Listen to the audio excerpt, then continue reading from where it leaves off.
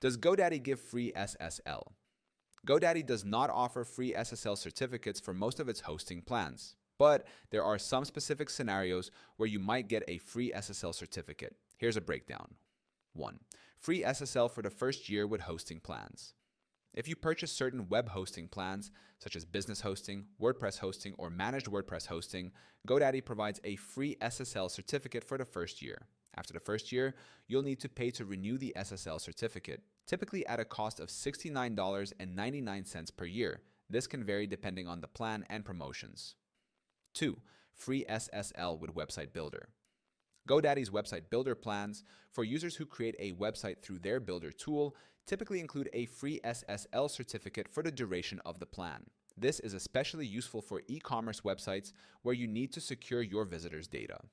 3. Free SSL for domains via third-party providers. If you register a domain with GoDaddy, it does not come with a free SSL certificate. However, you can obtain a free SSL certificate from other providers, such as Let's Encrypt, and install it on your GoDaddy hosted website, if your hosting plan allows you to manually configure SSL. 4. Renewal and pricing.